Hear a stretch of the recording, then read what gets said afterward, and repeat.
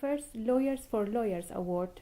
3 penguins holding each other's hands symbolizes the support of lawyers with their colleagues around the world who are hindered or threatened in practicing law.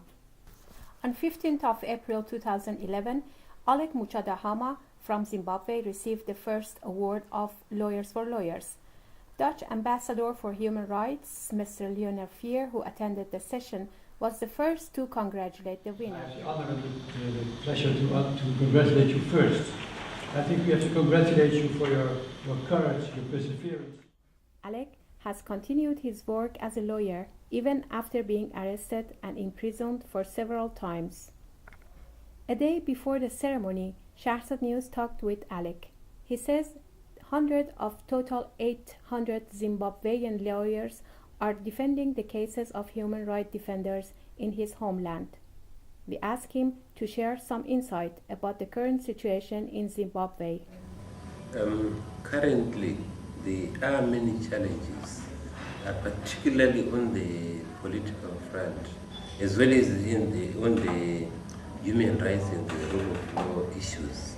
On the political front, there is too much contestation of power, where I think the then ruling part, that is ZANU-PF, wants to retain power to itself, and the MDC also wants to take power for itself, because there is what is called the inclusive government.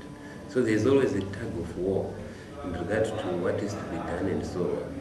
So as a result, there is very little progress on the political front in regard to political reforms. The award is a symbolic gesture to celebrate 25 years of Lawyers for Lawyers, an independent Dutch organization that aims to support lawyers in other parts of the world where they are facing life threats and imprisonments.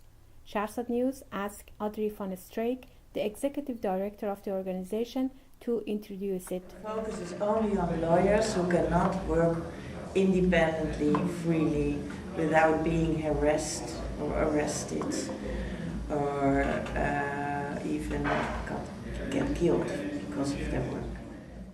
Von van den Bissen, president of Lawyers for Lawyers, is another key role player within the organization. He too is proud of achievements of the organization and the team of lawyers who support it in any way they can. Over the last 7 years, we have gone through a process of professionalization of our small organization, and we begin to see the fruits of that today. Panelists from Philippines, Iran, and Syria pointed out that in countries under dictatorship, independent bar associations do not exist. Shahrzad News interviewed Jan Lorbach, the Dean of Dutch Bar Association, who was also among the speakers. Well, the Bar Association provides for independent supervision on lawyers. That's the reason why government stays away from that, refrains from that completely. And so the Bar Association providing for provision is I think the essential provision to indeed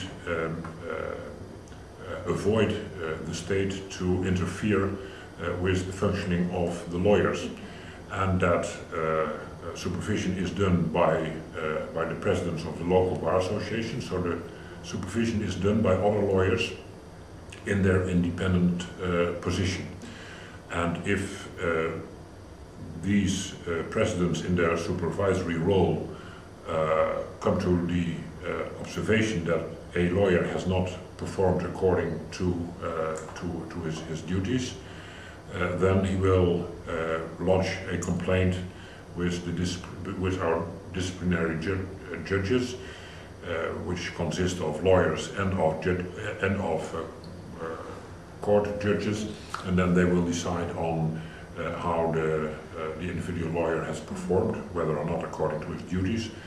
But I think the supervision provided for by the Bar Association is indeed what stands between state control and independent law practicing. After a long but informative and inspiring day, about 150 guests celebrated the 25th anniversary of the Lawyers for Lawyers by raising their glasses for a toast.